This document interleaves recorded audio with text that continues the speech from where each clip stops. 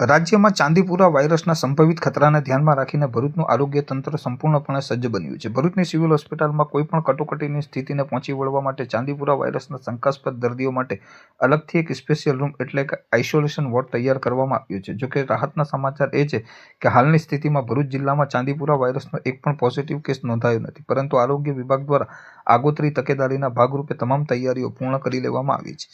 ચાંદીપુરા વાયરસના સંભવિત કેસો અને દર્દીઓની સારવારને પહોંચી વળવા માટે ભરૂચ સી.કે. પટેલ સિવિલ હોસ્પિટલ દ્વારા અત્યારથી જ આગોતરી તૈયારીઓ તેજ કરી દેવામાં આવી છે. હોસ્પિટલ પ્રશાસન દ્વારા શંકાસ્પદ લક્ષણો ધરાવતા દર્દીઓ માટે ખાસ અલાયદી વ્યવસ્થા ઊભી કરવામાં આવી છે, જેથી કરીને જરૂરિયાતના સમયે દર્દીઓને કોઈપણ વિલંબ વગર તાત્કાલિક અને યોગ્ય સારવાર મળી રહે. ભરૂચ જિલ્લામાં હાલ ભલે ચાંદીપુરા વાયરસનો કોઈ સક્રિય કેસ નથી, તેમ છતાં આરોગ્ય વિભાગ દ્વારા સાવચેતીના પગલા રૂપે ગ્રામ્ય અને શહેરી વિસ્તારોમાં સઘન સર્વેલન્સ હાથ ધરવામાં આવી રહ્યું છે.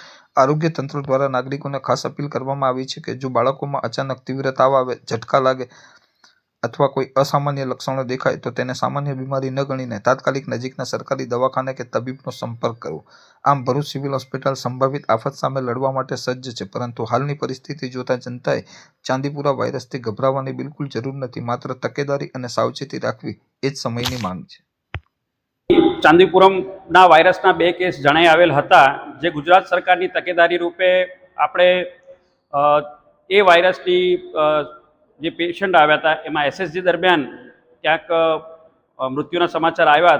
તે પછી ગુજરાત સરકારના સતર્કતાના આઇસોલેશન માટે અમે લોકોએ Kiransinh Patel medical college research ઇન્સ્ટિટ્યૂટે જેમ કોવિડમાં પણ આઇસોલેશન કર્યું હતું, જેમ આગળ કોઈપણ વખતે આકસ્મિક કોઈપણ રોગ આવે તો એની માટે તકેદારીના ભાગરૂપે અમે લોકો કામ કરતા હોય છે, તેમ ચાંદીપુરમ વાયરસનું પણ કોઈ દર્દી આવે તો ભરૂચ જિલ્લાના કોઈપણ જગ્યાથી કે કોઈપણ ખૂણેથી દર્દી આવે તેની માટે સજગતા માટેનો પ્રયાસ, અને અહીંયા પેશન્ટ આવે તો ડૉક્ટરોની ટીમ સાથે લેબોરેટરી અને એની સાથે જે પણ જરૂરી પડતા પગલાં લેવા પડે તેનું મેનેજમેન્ટ અને ભરૂચ વહીવટીતંત્ર સાથે સંકલન કરીને અમે લોકો ખડેપગે પ્રયત્ન કરીશું કે કોઈપણ પેશન્ટ કે કોઈપણ દર્દીને ક્યાંય પણ તકલીફ ન પડે એના માટેનો અમારો એક નાનો સુદૃઢ પ્રયાસ રહેશે.